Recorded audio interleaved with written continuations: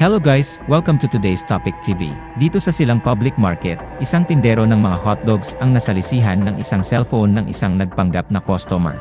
Makikita sa video ang isang lalaking nakasuot ng sombrero at face mask na bumibili.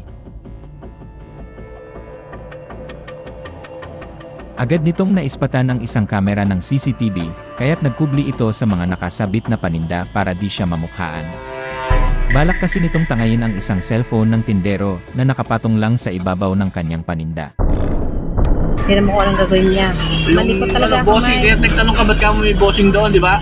Yun, pinatungan ng bossing, nung bossing hotdog bago hinila. Oo, kasi nakikita niyo si Eh no, yan na. Ayun. Lapit na yun dyan. Balikan niya, balikan niya.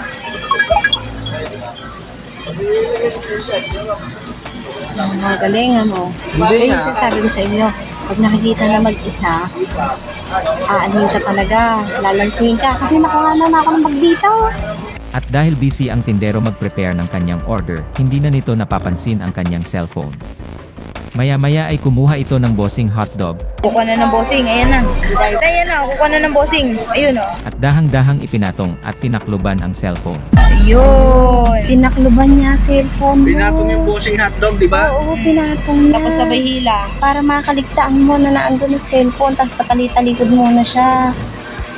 Oo, kasi patali-talikod ka. Tingnan mo mukha. Kasi nga naman, Tingnan natin yung hindi nga mukha. makita, naka-face mask siya. Naka-face mask po kuya. At dahil naka-face mask ang lalaki, hindi nila masyado mamukhaan ang kawatan. Maya-maya ay ipinatong na nito ang kanyang payong sa ibabaw.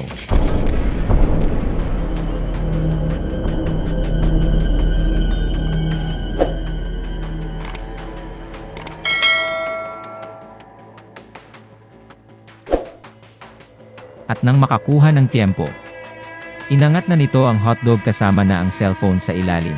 Yun na. Kasama ng cellphone mo. Oh. Yung binaba nyo muna dun oh. Pag hila niya ng hotdog, sinama na yung cellphone. Busy-busy ka kasi. Dahil ipine-prepare mo ngayon yung order niya. Kasi agenda talaga natin. Gusto natin makabenta. Diba? Hindi naman natin isipin na kami maharap sa atin eh. Ano eh. Ayun, nakagayo na siya eh. Diba?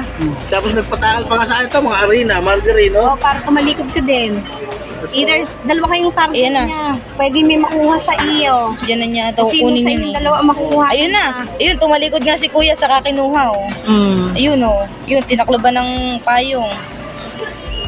Para Di pagkuha ng payong, Oo. Nakuha, no? Nakuha yung nakukumuha. Oo.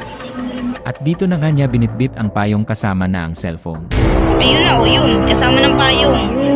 nakuha na. Siya ang kumuha. Ultimate sa akin yan eh. Nagpatakal ng margarine. Dalawa kayong target niyan. Oo, dalawa kayo. Kung sino sa inyo malalansin niya. Kung sa Yun, umalis na. Adequate. Iminungkahi naman ng mga tindero na ipagbawal na ang face mask sa loob ng palengke dahil ito ang ginagamit ng mga kawatan na kublihan ng kanilang pagkakakilanlan. Dapat bawal ng face mask dito sa loob. Oo, yun lang yung face mask. Face mask. Bawal na short fit. Oo, naka-short fit eh. lang dapat mag-face mask.